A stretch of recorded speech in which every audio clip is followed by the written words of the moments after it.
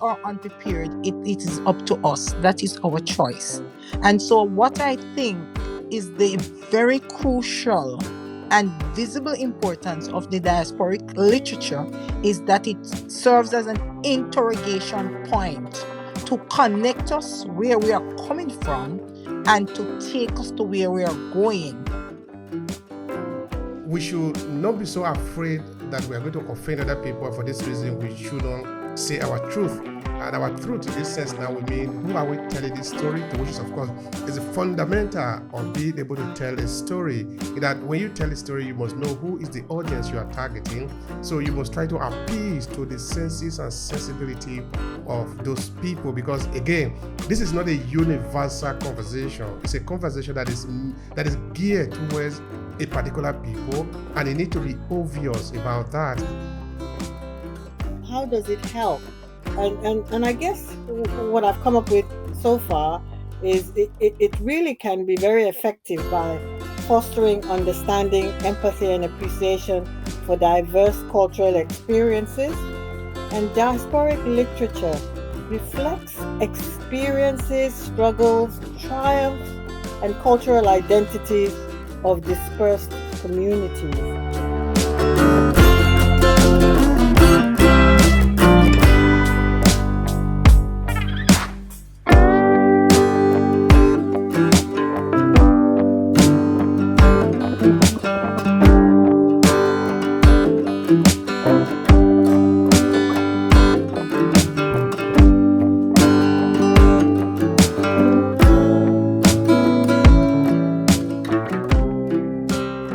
Hello and thank you for checking out this video. I'm Obehi Ewanfoh, the host of the African Diaspora Storytelling Series. Every 2 weeks we meet up on LinkedIn to talk about different ways we can leverage the power of storytelling as people of African descent. Now this is it. We are uniting the millions of Africans in the diaspora through the power of our story. It does sound like what you are interested in. Make sure to subscribe to this channel and share this video with your friends who might need it. Now, back to today's conversation. Before I migrated to Italy, or you are the one who were born in your city, or let's say in your quarter, in your neighborhood, then you move from there to another neighborhood within the same city or within the same country, you can see now that you are in a journey. You are not just in one place. Even if I were to be in Nigeria, which is my country of birth, I will never live in the same spot that I was born. I will probably never live all my life in the same village that I was born, or in the same town that I was born. So which means now that we are always in a movement. And that is a good thing too, because if we remain the way we were when we were formed, we will be invisible almost. That is not going to be a good thing. So yes, all of us, we are in perpetual movement, as it were. And of course, today we are exploring the topic of the diasporic literature to shape the future. And that is important for us, but also important for our children and the world that is going to be after this moment, because people are going to read about us. People are going to ask questions about us. People are going to want to find out something about us. By exploring our literature, by sharing something, we help them to learn more about us. So this is fundamentally important, that we document our passes for them, that we review what we see around us, that we help other people to see through our lenses of what is the reality that we are seeing today. So that is going to be helpful for them, and it's helpful for the entire humanity. So yeah, that's what we are talking about today. So why don't I pass the mic to Nakasha? Nakasha, you'll be away for some time.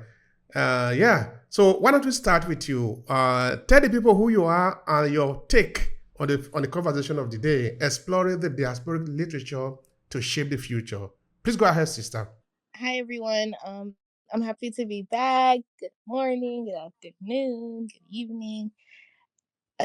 So my name is Nakaja, and I am a business owner of the United Association of Moors. I've also recently published my main book, Played a Game, Hierarchical Simulation, but I've also done two children's books that's on self-empowerment for African diasporic youth specifically. And for the topic, it's a really interesting one. I've been doing a lot of like book talks and engaging with people who are writers and in the space of specifically the field of sci-fi, Afrofuturism, and I'm really excited about the field of Afrofuturism as it pertains to the diaspora because it really focuses on us, on our imagination, right? But I like to look at it from the standpoint of utilizing African history and combining it with Afrofuturism or sci-fi to reimagine ourselves within the future. So it's like we know we're in the present, and a lot of times we get written out of the future, but we can create these futuristic stories, and I think we can do that utilizing literature and a combination of historical facts as well. And a lot of times we had a previous call as to how a lot of times the sci-fi and futuristic shows that we do see, supernatural superpower shows we do see, are based off of a lot of our African history and culture. And so it would be pertinent for us to actually get involved in that space and create our own stories, or emphasizing our own folk tales or mythologies, or whatever you want to call it, fables, and doing it ourselves. I think that we've talked about Star Wars being based off of certain cultures. I think Harry Potter being based off the Igbo culture with the wands, because they have something called the Ofo. What else? Like, they have certain, the thunder god, that they have Thor, but we have Shango in Nigeria. Like, so many different things where they're mermaids, Mami Wata. Like, they're taking pieces of our history and then making this literature and movies and films out of it. But we should ensure that we're doing the same, not only just to make a profit out of it, but to ensure that we're um, preserving our own cultures for our systems and people and youth. So thank you. All right, thank you so much, Nakasha. That is really important. You see, this is something that I really haven't discussed. I'm not a sci-fi writer, but recently, actually, because I have a story that I'm working on about the Asan people. So I was creating a series, but this series, the first part of it was actually interview series where we talk to different people to tell us about the history of Asan people.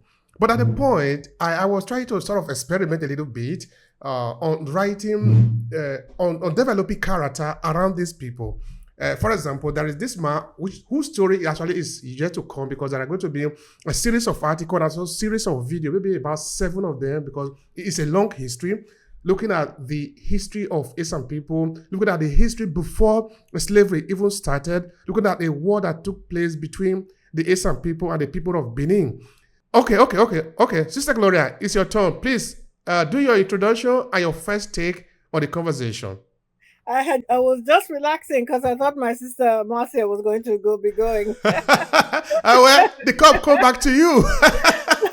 So you've passed the baton to me again. Okay. Well, greetings everybody. Alafia. My name is Gloria Tinu Ogumbadejo. I'm an ordained minister, a psychotherapist, a writer, an ancestral lineage healing coach.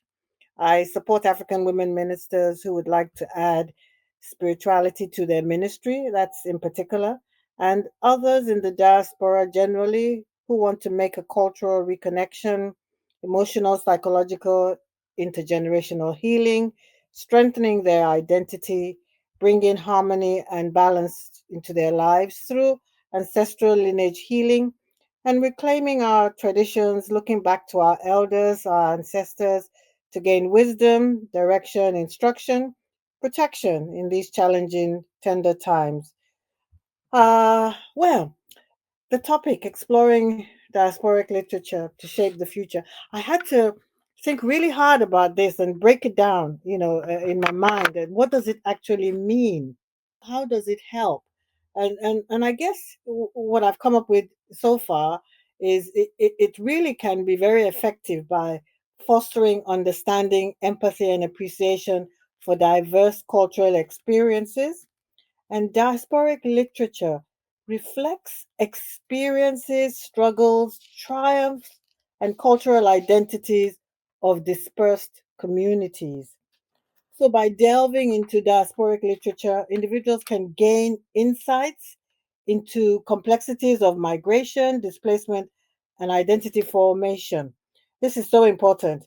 Diasporic literature acts as a bridge between cultures, facilitating cross cultural exchange and dialogue. And readers are exposed to a different perspective, different traditions, and ways of lives, fostering a deeper appreciation for cultural diversity. I said to myself, okay, what does this mean? This exchange will promote tolerance, empathy, and mutual understanding, respect, which are all elements for building harmonious societies. And boy, are we in a place and time where harmony is so important, being in control of our own narratives, changing a lot of the misinformation about who we are. And this is where diasporic literature is powerful. It will provide platforms for marginalized voices to be heard and represented, and we can control our own narratives. This is our time. And, by showcasing diverse narratives and experiences, it challenges dominant narratives and stereotypes, empowering us to reclaim our identities and histories. It's time to put an end to all the things, not to say that everything that's out there is a lie or not true, but we know that a lot of it is. And until and unless we document our own narratives, we we talk to one another, we encourage one another, we listen to each other and others, they will continue to misrepresent who we are. Diasporic literature plays a pivotal role in shaping individual and collective identities. It helps people navigate the complexities of dual or hyphenated identities, African American, British Nigerian, and so on and so forth. And this helps to foster a real sense of belonging both to our ancestral homeland and our adopted countries. This is really important, especially again for our children. By exploring themes of identity, belonging, and cultural heritage, diasporic literature enables people to reconcile their multiple cultural affiliations and forge a sense of rootedness in a globalized world. Diasporic literature also serves as a valuable educational tool for teaching cultural literacy, empathy, and global citizenship. By engaging students and others with the reading, they can develop a deeper understanding of the interconnectedness of the world and their own place within it. This is about identity, so important where we are today. Bringing awareness to how we are interconnected is particularly important at this time. And there's a lot of diasporic literature that's available right now across regions and culture. And I will name a few as we go on in the conversation. So I'll pass the mic over. Thank you so much for that, Mrs. Gloria. But this is really very important, the conversation of the day, in that if you look at where our research is coming from, which is a research about the presence of Africans in northern Italy, which of course we started sometime in the year 2013, sorry. We will say now that our intention is to document the experiences of the African people in this part of the world. In the course of that research, I will go to different places, particularly in northern Italy, to present this research, where I have written two books, went to different schools, university, cultural centers. Uh, I remember going to as far as Gorizia. No, sorry, no. Yeah, Gorizia, in different parts actually, going to participate in debate, talking about our story, our experiences. Because I look at the individual I was talking to, I was interviewing in this case, because we have the character, and then we have also the audience who were experiencing this character, their story. of course, their story now through what I have done, whether in terms of video or in terms of the book that I will eventually leave for them.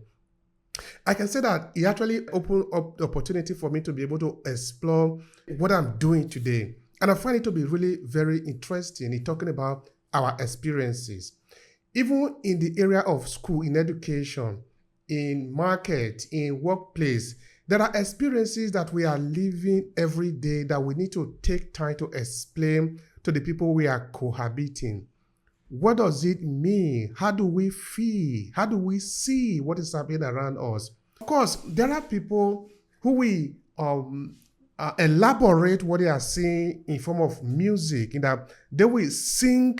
The African diaspora, I want to stress, it sometimes living under an extreme pressure from the society, pressure from the fact that you are not living among your people, you are being away from your people, a pressure for the fact that you are suffering from different type of racism, whether from the sound of your voice, which is different from the sound of the local people who then will ridicule you.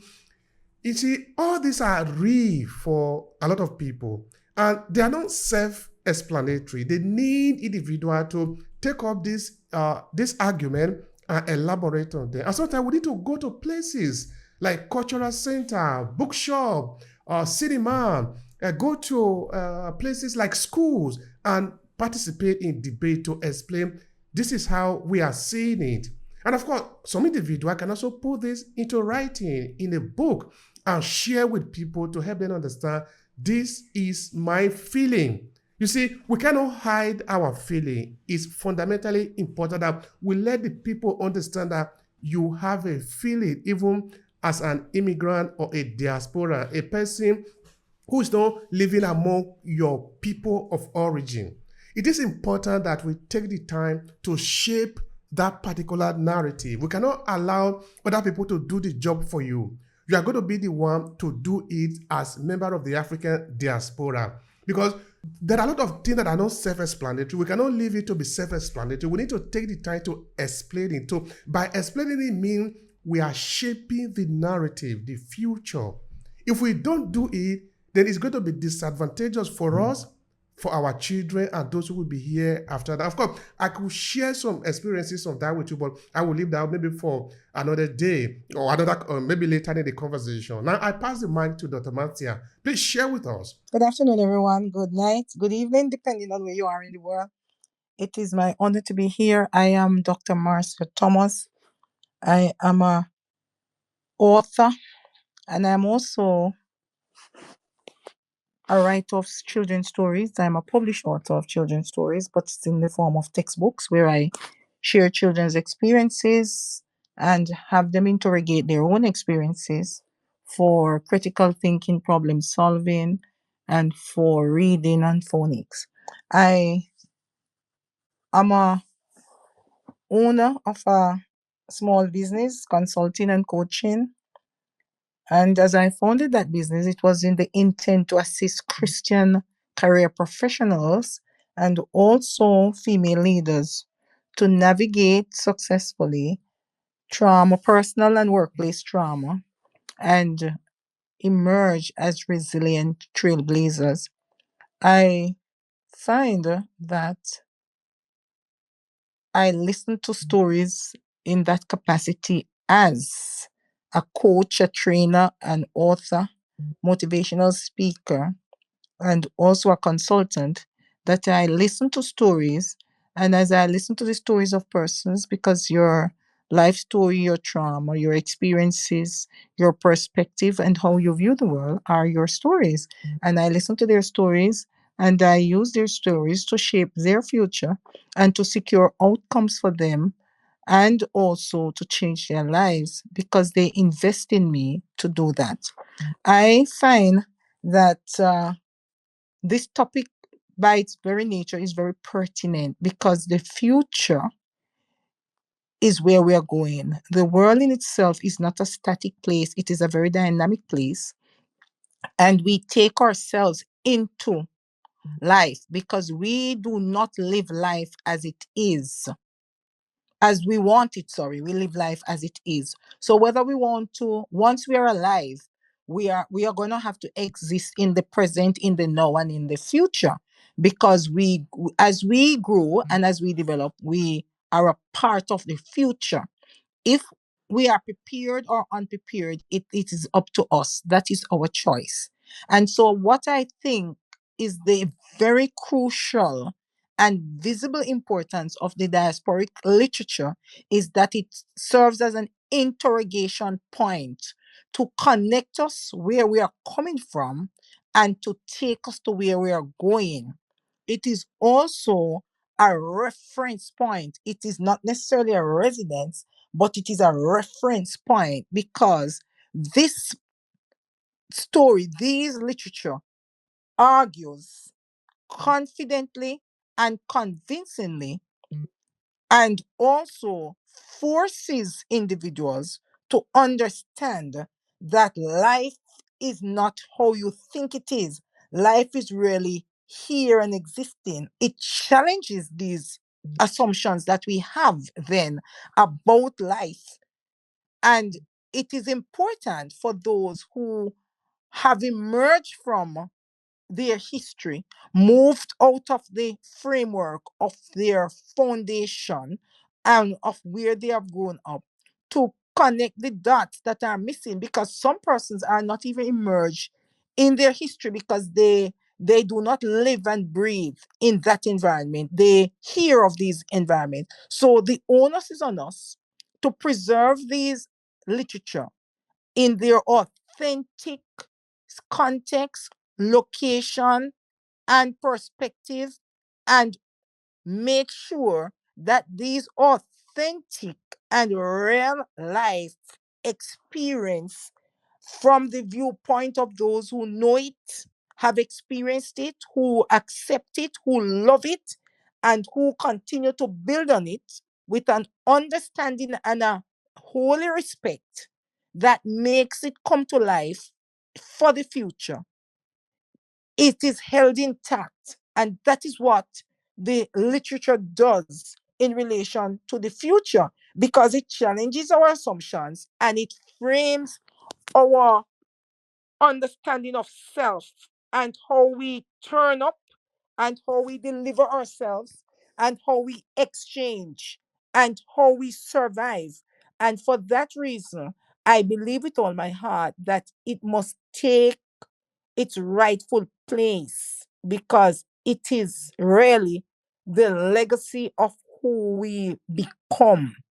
The diasporic literature takes us from being to becoming and being again. Because when you know your history, when you understand your roots, then you are able to confidently navigate your present and actually prepare for the future. That is where I want to end this start at this point, because we cannot ignore the valuable opportunities that literature offers us individually and collectively to shape our future and to preserve what is important and authentic and personal in us, and also allows us to inspire change, change in ourselves as we adopt and embrace because of who we are and the power we are given by these literature, sorry, and how it promotes continuous dialogue and positive, inclusive, and equitable exchange as we connect across the worlds and across destinies and across purpose. Thank you so much for that, Dr. Matia. Yeah, it is an important conversation. It is an important conversation for me. And it is an important conversation for the entire research, for the project, and for what we are doing here today. This also is a testament of the validity of the project itself, of the conversation that we are having today. Because when it started, I want to just touch on that a little bit. The idea was to sort of document the story of these Africans living in Verona and in other parts of northern Italy. But we soon discovered now that we can actually leverage the power that we have today in 2024, or say the time that we are living in, which is the use of technology to be able to connect. And this connection is particularly important for us as people of African descent that are scattered across the world. In fact, we are looking for a way to make sure that language is no longer a barrier for us, so that we can finally come to learn more among ourselves and to build our strength and to leverage each other's strength and to build businesses together and to be there for each other. This has only been a dream for many, many generations, but for us, it is a reality. It is a reality that today you are somewhere in France, you can hear how members of the community that are living in the UK are living their experiences. Those in the US are living their experiences, and those in Canada are living their experiences, and those in Italy are living their experiences, that we can all connect to one another and share our experiences. So this is really an important thing for us to do. So I think it is very good that we use the power of the time, which is to use the pen to document our experiences. And sometimes it can also be very challenging in that we throw a very delicate line sometimes in how do we manage to have a balance in our narrative. Because generally, artists will have to be criticized in some instances. Because maybe when you tell your story, you come to offend some people because maybe the way they feel about it, the way you say it might be slightly different from them, and therefore they will come to criticize you. And of course, if you're an artist now, you know this is going to happen. There is no way you can avoid it. But how do you know when to say and what not to say? How do you, most importantly, guide your community to make sure that you are telling the truth? I think Dr. Mansia was referring to that just now. Be authentic in your story, because it is going to be important. So that despite the fact that some people are going to be hurt, you are still going to say the truth. It is important. So from there, I like to pass the mic to Nakasha. This is the reason. You see, you were touching something very important, because talking about futuristic approach and the sci-fis and the rest of that, that is going to be very important for our children. For example, we need to make sure that in the bookshop, in the market, when they go to buy books, they will be able to find literature that talk about something relating also to them, or at least where their parents are coming from. You don't want to give this job to the European, somebody who went there maybe on a visit, on a holiday, and they suddenly become expert in African history. That is not going to be their duty. This is going to be the duty of the African diaspora, people who were either born in Africa or born in the diaspora, who have a direct root, a direct heritage to what we are referring to as African motherland. So it is then that we tell this story. You talk about the story of Shango. All these are our story, but we're going to tell the story and we're going to tell it well. So what I want to ask you, Nakasha, is how do we make sure that we keep the balance? We don't overly offend people, but we also remain authentic in the story that we are telling. Please help me. Okay. I think that's an interesting question. I don't think particularly for my creations and how I like to pursue my imagination, I'm worried about offending anybody per se. I think my biggest goal and aim is to create content that empowers people that look like me, my community on a diasporic level. And if that offends somebody, and I think that that's their problem, that they should like have to try to discover and dig deep down in their own hearts and souls and minds to figure out where that is coming from. And it's probably from some type of socializations, but no one has been concerned about the offense that has been given towards African people in different ways, right? And so there's one woman, and I'm forgetting her name, but the book that she has is When It Rains Colors, and she had started writing this Afrofuturistic book in 1994, and she just finally published it in 2022. But it's a really fascinating book because it really makes us reimagine our ideas around beauty and thinking about beauty standards, especially when you're socialized in the Western world, because a lot of times beauty standards have been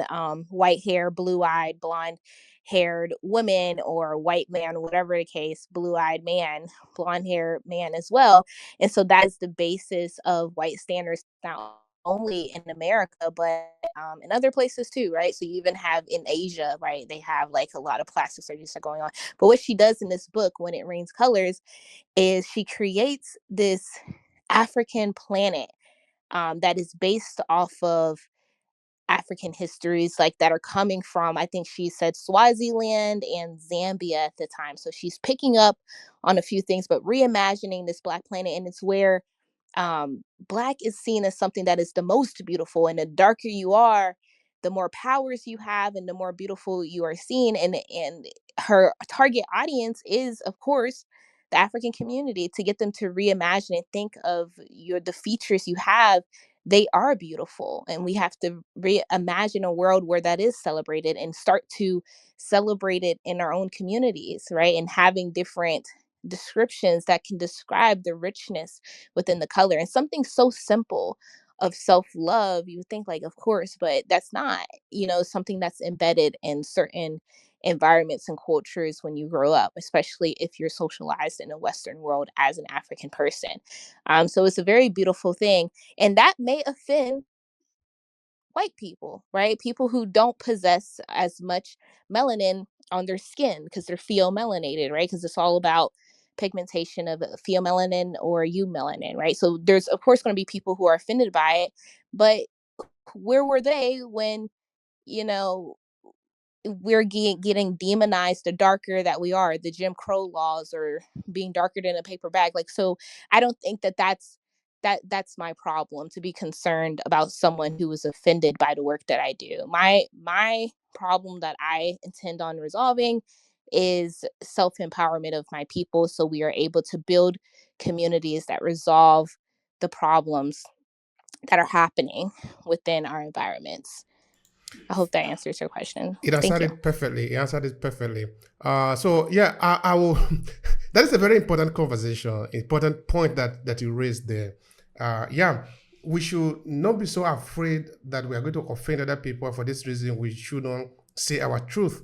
And our truth in this sense now, we mean, who are we telling this story to? Which is, of course, is a fundamental of being able to tell a story. In that when you tell a story, you must know who is the audience you are targeting. So you must try to appease to the senses and sensibility of those people, because again, this is not a universal conversation. It's a conversation that is geared towards a particular people, and you need to be obvious about that this is the people you are targeting in the story, without, of course, necessarily demonizing every other person around you. Because I don't really believe that for a story to be well told, for you to protect something, you need to destroy another thing. I don't know if Mrs. Gloria have to say anything about that. In where you are in UK, where you are right now, you hear people talking about culture. So people, of course, believe that their culture is the only thing that should be discussed, and whereas yours should not be discussed. And like Nakasha was saying, you can be angry. It doesn't concern them because you are a minority. And now you are going to tell that story. How should you approach it? What should you do to make sure that your people's voice is heard? Can you share with me? Thank you, Brother Obehi, and thank you for all the speakers to date.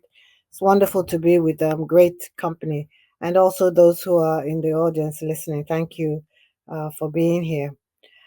You know, for a long time, I've been in the UK for a few decades now, and prior to that, I lived in the US, and I found most of the time I was apologetic, or rather, I felt my story wasn't as important. It's not, or I couldn't be eloquent enough in describing my story. And it's not until I've come to this stage in my life and I've started the work that I recently started doing, which is about ancestral lineage healing, that I it suddenly dawned on me that what a disservice I'm doing to my people who have paved the way for me, a disservice to the legacy of my family, a disservice to my children, who actually were the ones who told me I have a story to tell. And once some of that, I have to put my hand up, might have been internalized racism, um, thinking that my story wasn't important enough. From the moment I stepped into the glory of the work that I do and my divine consciousness and full acceptance of who I was, but even more importantly, the honoring of my ancestors, which really is what has spurred me on. I suddenly took on the full meaning of my ancestral name, Ogun, which is a god of thunder, war, where my people are warriors, which is I want to tell my story. Whoever wants to hear it, you're welcome to. If you don't, step out of my way, because the people who need to hear my story will hear it. And I have a duty to tell the story.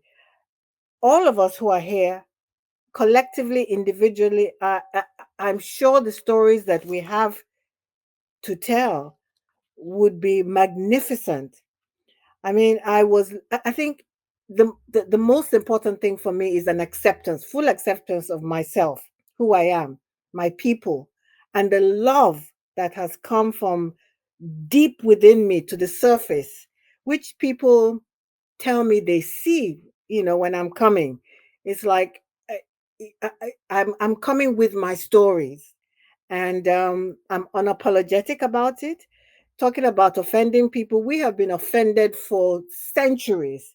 So it's not about tit for tat trying to offend anyone. It's just about I want my story to be told, and my narrative. I want to control it as much as I can. I was looking at there's a lot of diasporic literature that's available across regions and culture. And I was looking at my bookshelf, and just to see what is already around, things that I hadn't really considered as diasporic literature, but really is. And some of the books, if you'll indulge me, I just want to mention a few. Some of you might have read some of them. Americana by Chimamanda Ngozi Adichie, that wonderful Nigerian lady, which offers insights into the immigrant experience and complexities of belonging in a globalized world. Many of us knows what that is like. We have variations of this story. Beloved by Toni Morrison, exploring the trauma of slavery and its enduring impact on African American identity and familial bonds. There are similarities, in those stories that we all probably, may be able to pick up on. Things Fall Apart by Chinua Achebe, my brother Obehi. I think that's one of your favorite authors. You can say that again. A seminal work in African literature, skillfully portraying the complexities of Igbo culture and the devastating effects of European imperialism on African societies. All of us probably can pick up things that are within those stories. Our stories are out there already. We just need to add to them. Again, Half of a Yellow Sun by Adichie. She portrays the human cost of conflict and the resilience of the Nigerian people and the tumult of war. There's war out there now. We can talk about how we're all connected, which is another thing that we have to understand, the interconnectedness of us as human beings. What stories do we have individually and collectively right here in this room that we could already tell? There are lots of other diasporic literature. Purple Hibiscus by Adichie again, exploring themes of family, religion, and political oppression in contemporary Nigerian society. These are just a few examples that offer a glimpse into the diverse, rich literature literary landscape of the African diaspora, showcasing the breadth of experiences, voices, and perspectives with the African diasporic community and others. So, in terms of, you know, how do we step into our glory? By for me, by embracing, like I said before, my humanity, by accepting all of who I am, the messiness that comes with me, the glory, and the fact that I have something to say and something that I feel the world needs to hear. And I want to say it individually and I want to say it collectively. I pass the mic over. Thank you so much for that. That is great. That is so great. I can feel the line. It is very, very important that we are unapologetic in our story, because this is our story and we need to really say it the way it is, irrespective of who might be offended in our experience. That is very important. I think we need to take that home as a message. In that our story is our story, and we need to shape it the way that it makes sense to us, the way that it reflects us, the way that it glorifies our image in the world. If that offends somebody, we're sorry. We need to tell our story. The message is driven home. Now, there are some time that because we are living in the diaspora, we are having other culture mingling together. Sometimes we might really need the instrument of analyzing what is happening to us to transmit the message for other people to understand. It doesn't necessarily mean people from other culture. Let me give you an instance. I live in a city called Verona, which is in the northern part of Italy. The people that are living here of African descent are very many. Okay, many, yeah, that can be an understatement. But these people of African descent that I actually referred to a number of times in my presentation are not from the same country in Africa. With me, they are not all Nigerians. And the consequence of that is that we don't speak the same language.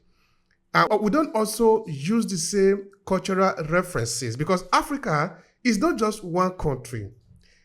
Yes, we are a people, but sometimes there are also diversity in us.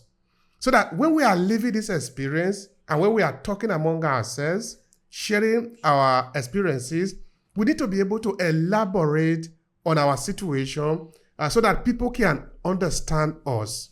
So this is where I want to go with Dr. Marcia, is how do we develop this ability to be able to express ourselves? Because I think it is important. Not everybody can do this. I want to repeat that. Everybody should do this, but not everybody can do this. So I want you to speak to the effort of developing the ability to tell our story so that we can shape our future. Help me with that. First of all, let me say, as we tell our stories as and present our literature and interface with the literature, we want to remember, and Chinua Achebe is one of my favorites also. Things Fall Apart and all of those other books. I have all of those in my library. And I will never forget the way that he presents resilience and authentic, and how authentic we ought to be and unapologetic. And I am with all the other persons who have spoken about being your best self and showing up as you are. Because sometimes, no matter how, I learned when I spent some time in Canada that you have to be 10 times as good as the worst person there to be seen as somebody of credence. Your accent is an issue, your expertise is an issue, your experience is an issue, your delivery is an issue, because you are just not expected to have quality stories and to tell your stories. And there are similar instances when you work outside of your space and outside of your foundation, and there are limitations that are placed on us even when our story excels and stands out. and it's a story of authority and of resilience and power. And I find that what I hold dear more than anything is that your dignity cannot be given up unless you surrender it. You cannot give. No one can take your dignity from you unless you surrender it. And that's one of the things that we need to remember when we are telling our story. I am who I am. I am enough, my greatest asset, and I have nothing to be ashamed of. The only limits is what I placed on myself. And whatever my purpose is in life, it has already been established by the very virtue of where I was born, how I was brought up, my experiences, and my context and location that I am at presently. So even if it is not exactly what you would have in your mind because you of your limiting beliefs and the negative way you speak over yourself, the self-doubt that you may have, the procrastination, the nature of how you respond to your experiences. Know that you have been prepared for where you are and that the place has been prepared for you. If your mindset comes with that confidence and clarity that I am here to serve a purpose, then your story will become a part of you and become relevant enough to share unashamedly and also unapologetically. What is the problem is that we must understand when we are to tell our story, who is to hear our story, and the parts of the story that are to be presented at a particular time.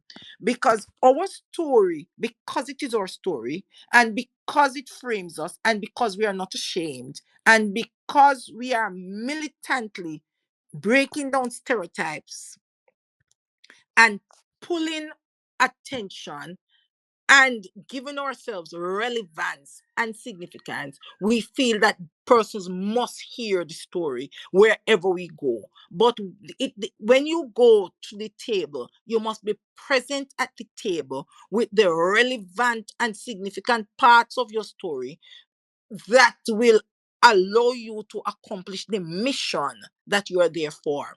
And sometimes we tell all the truths and we underestimate ourselves because our story loses its authority, its significance, and its reach because the parts of the story that are told are not the parts that are needed. And so, one of the things we must be very cognizant of is where pulling from our story, the parts of our story that will serve the greatest purpose, will fulfill our mission, and will add the value that it is to add. And so you will be telling your entire story, but the time and season and the place and the context will always be different. And so, because it is your story, you can always amplify the parts of your story that make sense where you are at. And some of these things are what we need to do. We need to harmonize our story also. Harmonizing our story means that we look at the all the parts of the story and pull from the story the messages for ourselves, the empowerment for ourselves, the courage that it gives us, the meaning that it gives us, and translate that meaning in a very purposeful and intentional way. And so you're not leaving out the details, but you are not presenting the parts that are unnecessary. The parts that, if you tell a part of it, those parts will come together. You must be able to deliver your story in a way that ignites curiosity, trust, and respect, that you are authentic enough and that you are practical enough and that your story is relatable enough to connect you to the right persons at the right time with the right skills and opportunities and open doors. But anyway, the message was driven home. I think we got it, and we got it on record. So I really want to thank you so much for that. That is fundamentally important. Of course, all of you that are speaking here, I'm getting a lot of value out of that. And I understand that also the audience, those that are listening, and those who will listen after to this record, they are going to have a lot of value from that. So thank a lot. And of course, I thank all the people in the audience too. I see my very good friends and faces out there. Thank you all. I can see Bill Hosty. Thank you. Yeah, we are working on the episode that we did. They will be coming out very soon. I see Rene. I see Yasu Tafari. Thank you so much, brother. We're happy to see you. I see Vanessa. I see Violet. Irene. Thank you so much for coming. And I see Shirley. All right. Now, the point is that we need to make peace with ourselves. We need to reconcile with the source of the story that we are sharing with people. I think this is important because our story, if we are genuinely sharing our story, we have authority to it. We have ownership to it. It is the best place that we can always establish our originality, our be owner, the rightful owner of the story that we are talking about, because that is our story. If you use a preamble, you can use different elements to bring out that story because that is your story. Nobody else can become more expert in your story than yourself. It's like somebody saying, I know you better than you know yourself. If that is the case, we need to find out what is happening. You should know yourself better than other people know you. Anyway, that is just by the way. All right, I see Loretta in the room. Thank you so much for joining us. Please, the mic is yours. And you know the drill, the conversation is exploring the diasporic literature. Absolutely. I truly understand. Thank you so very much. Thank you very much for having me. I'm excited about the conversation you're having because I am of the diasporic. My home is New York, but family's from Jamaica. So the lineage, the relationship and connection is impactful and powerful. I just wanted to share from a literary perspective is when we are identifying the authenticity of our voice. First of all, we have to realize that it has been the dominant that has removed us from our authenticity.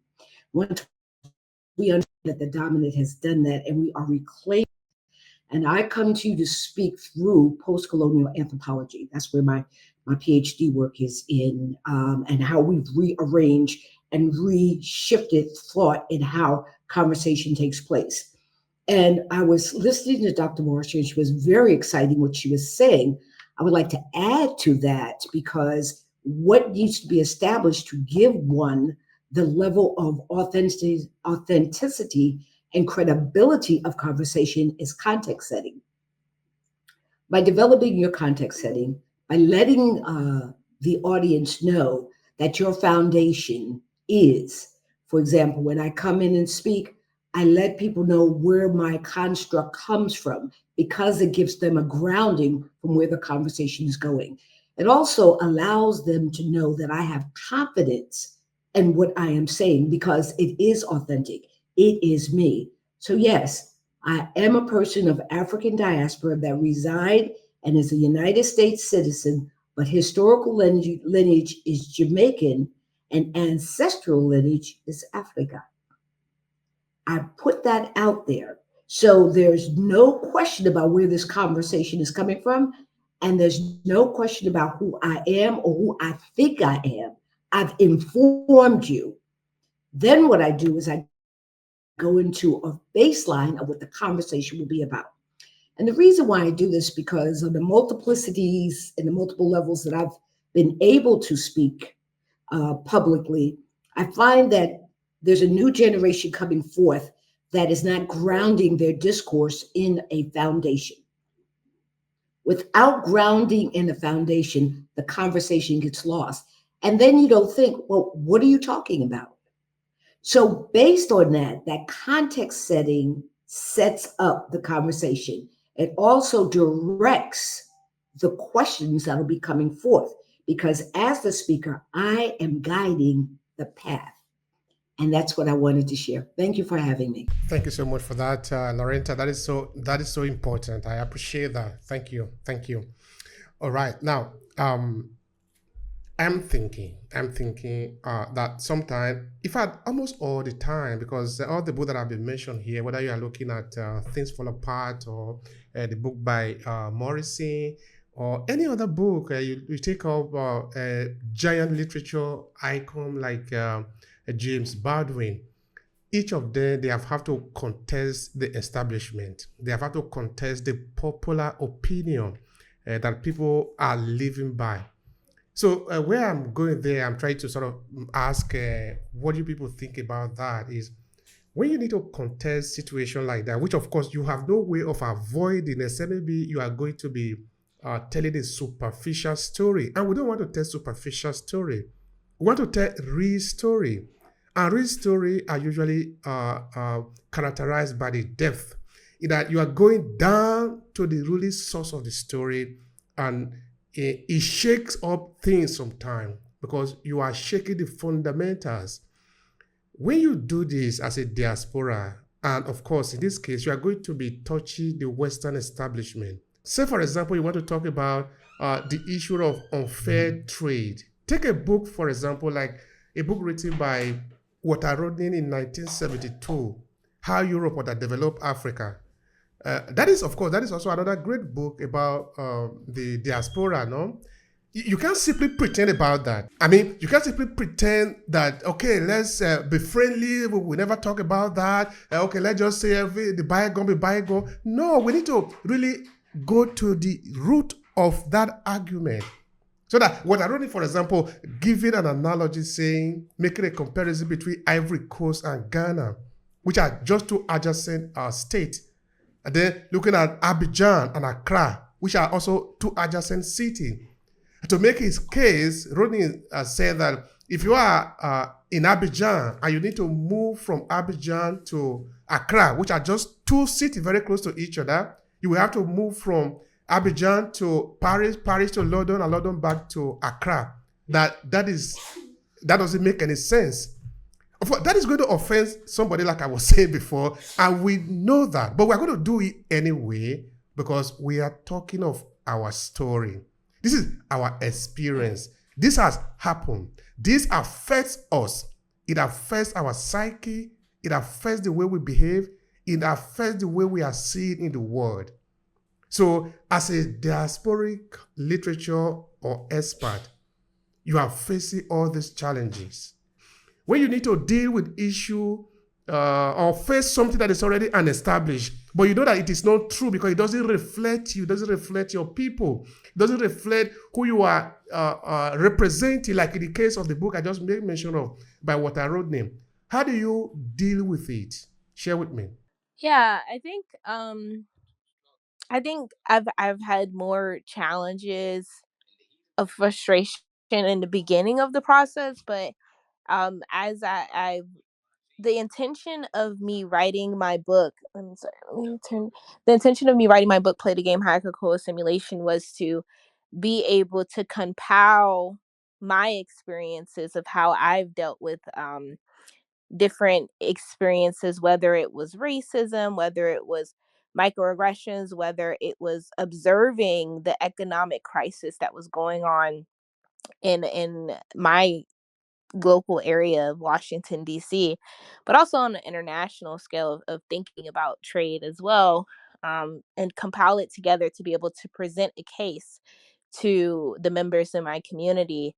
Um, not so much for, I guess, non-African people, but more so for African people, I think is my biggest target because of the misinformation and miseducation that has been like increased over the years, and a lot of people just aren't interested in learning about their history and learning about Africa in general and what's going on with the policies and the economies and how what we consume in America does have an impact on the international scale.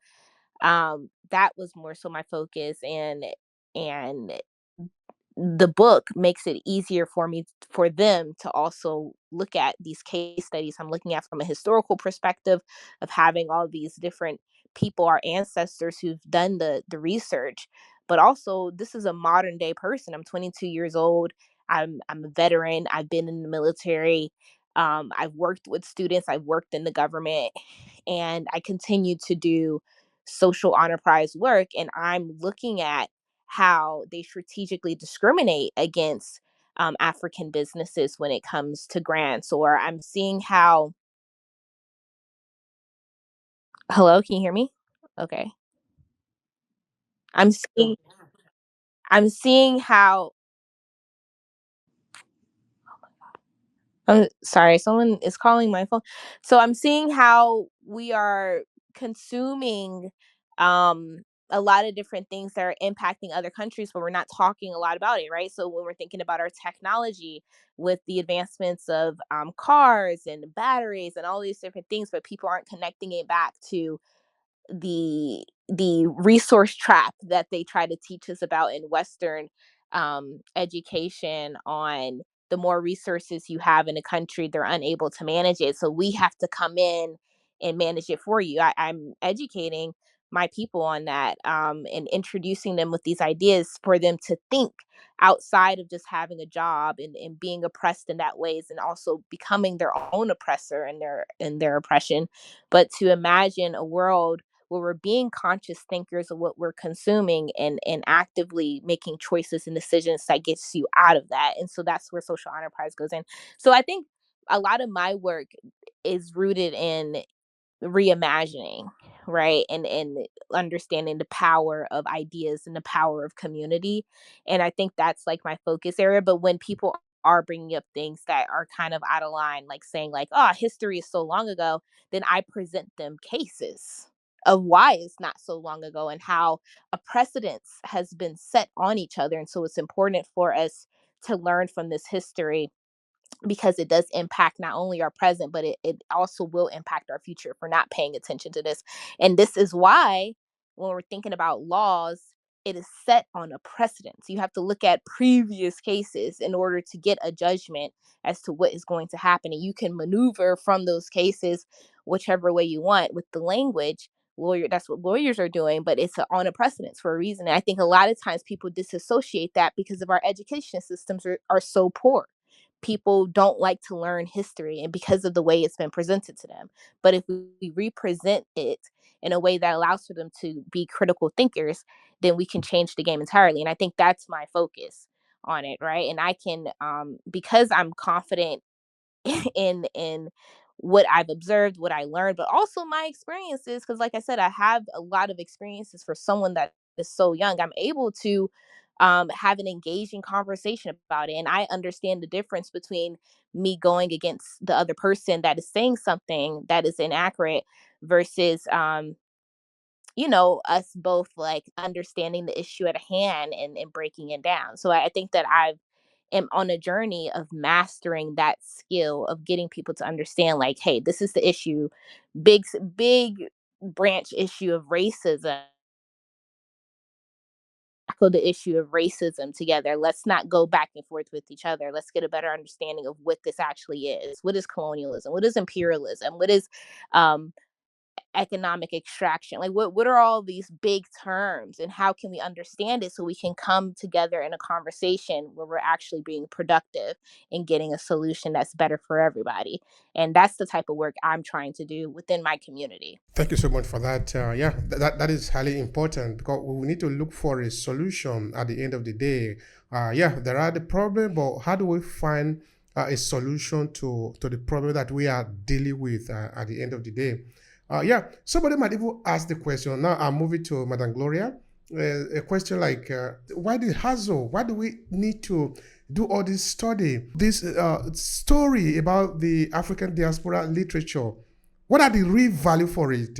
What would you say, Madam Gloria, if that question were posed to you? I mean, the value is already seen in the literature that is available already, which which is also an indication of how much we need to educate ourselves. You can only two things: speak on what you know, either by experience or by uh, passing on of knowledge and information. So, and thirdly, something that you have pride and belief in. I'll give an example. I was invited to, since I've been doing the work of ancestral healing, I was invited to speak at a white organization the other day, and they said that my work has been observed and they wanted to introduce African spirituality to the students. And I said, that I'm delighted, but to let them know that if I do give a speech, it's going to be on my terms. I'm going to give the talk in a way that I feel represents who I am, my people, and part of that presentation may involve me giving a prayer in my language. So when I was and they said, oh, however you want to do it is fine. you know um we respect the work that you're doing. And I was talking to a colleague, and she was saying, do you think maybe you shouldn't speak in the traditional way? Maybe you should take out some things. And I was looking at her, and I was saying, are you serious? Don't you think that already has been enough of that has been done? If we were given opportunities and spaces where we present ourselves in our authenticity, why would you not do that? Why would you not? We're trying to move forward. We're trying to t- take control of our narratives. We're trying to present ourselves in the way that we want to be seen and heard. So again, I think it's really imperative. It's so important to have that self-love, to really believe that how you see yourself. And if you haven't done that, if you don't have that self-awareness, if you don't have that self-love, if you're still working on a deficiency of yourself, then that's problematic. So I'm not sure.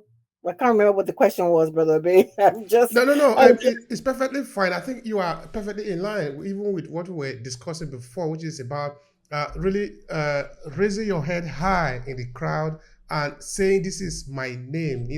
You need to represent yourself. You need to. Uh, um, yeah, yeah. Okay, go on. If you I want to think ask. because one of the things that I also said I was going to talk about was the challenges and misconceptions around African spirituality, and a lot of the Western stereotypes and biases in understanding who we are, and the fact that we had sophisticated systems that were in place pre any of the things that are there today. And when I was telling the people that this is how I was planning on presenting, I could see the curiosity, almost not disbelief, but just the fact that a lot of the biases that and stereotypes that already are on the ground, that this is an opportunity to hear something different, that they didn't know about before. And I thought to myself, this is more than just myself. This is something I'm representing. My people, I'm representing my ancestors. I'm putting down, laying down the diasporic literature, in my own small way. So there's a commitment I have. Any space, where I am, that is appropriate, because I take note of what Dr. Marcia had said, that you have to know where to say, what to say, how to say it. But there's a part that I'm any of these spaces where I go now, I tell myself, and I've said this many times, that I'm going not just as one person. I'm going with my ancestors. I'm going with other Africans. I've got all within me. I'm representing in a different way, and I feel if I'm given that opportunity, I have no right, not to present in that way. I hope that Yeah, speaks to it somewhat. yeah, yeah, yeah. It speaks to it. It speaks to it. Uh, I was um, I was interviewing an expert one time in Obehi podcast. And we were talking about the high rate of suicide among young people. Then of course, I had to inject some African idea into it. Somehow among us, it is believed that your life wasn't supposed to be taken just as your personal life. No, that is why in the traditional African society, community suicide is not something that is very common, because you are supposed to share it. It belongs to the entire community, even your whole life, because we live by sharing. That is what it entirely is about. Chuno Achebe was being interviewed on CNN, and somebody was saying that he is the father of African literature, and he said something to the effect that where African literature belongs to the African people, I cannot be the father of African literature, something like that. So what that also means is that we are sharing this culture. And I'm saying that to me, that what Mrs. Gloria was talking about before, that when she is speaking, she feels that she is speaking for more than just for herself. She's not speaking only for herself. She's speaking for something bigger than just herself, because that is highly enshrined in our culture. And when we are talking about the diaspora storytelling, that will reflect itself. Because some other persons might not see it this way, but it's okay. It is on you to help them understand that where you are not there, you are you, because you are coming from a different kind of culture, a different kind of understanding. This is how it is seen in your place, in your culture, in what you represent. So I think that is fundamentally important. All right, we have spent enough time today. So I want to pass to Dr. Marcia. So Dr. Marcia, what will be your final take here in this conversation? And remember to tell the people how to find your work. Please go ahead. Yes. My final thoughts on this conversation would have to be that diasporic literature is important for us to shape the future. And as you have just said, we do not speak for ourselves, we speak for those who we join those who have gone before with those who have come behind us. And we make them remain faithful. And we also allow them to build and to understand and appreciate the story that they are now telling, because they are able to connect the dots and merge their story, their experience, and their life with their origin, and also be able to navigate the present and prepare for the future. And so the literature in itself must be preserved and it must be kept, as I said before, as an important part of your DNA as it relates to the threads and the cords that bind us to who we are, how we are to represent ourselves, and how we are to empower others to be faithful when they come behind us. We must also find it in ourselves to be able to help others to frame their stories, their identity, and their authenticity. And we must support them to unapologetically present who they are at every table that they have to appear, and in every form and context that they have, with enough self control and enough, as I would say, because self control is important, and with enough self discipline and with enough respect for difference, and in such a way that it increases the engagement of those whose attention they would need to attract, and the participation of those who must embrace change. I can be found at drtpmotivate2.com, which is my website. I can also be contacted at drtpmotivate2 at gmail.com. And my newsletter, my blog, and also my books can be found on Amazon, LinkedIn, Instagram, and Facebook. Thank you so much for that. All right. I pass the mic to Mrs. Gloria. Please share with the people what would be your final take and how can they please find you? Well, I concur with everything that has been said so far. Just to reiterate again that, diasporic literature reflects experiences, struggles, and triumphs, and cultural identities. So it's really important. It acts as a bridge between cultures, facilitating cross cultural exchange.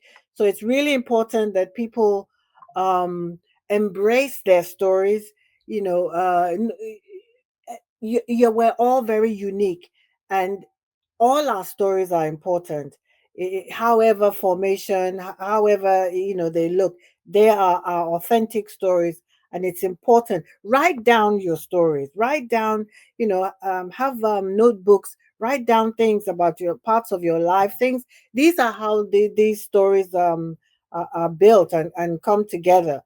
Talk to other people. Hear your brothers and sisters' stories. Encourage them to tell their stories. We're at a time and place where uh, this literature, this information, these stories, narratives need to be documented. They need to be heard. We need to talk as we're doing in these audio rooms. Hear each other. Hear how other people's journeys have been, because it's really important that we make our mark at this time and place. We're at a very pivotal time in the world, and as we can see, other cultures, other people are telling their stories, they're making their voices heard. We need to do the same.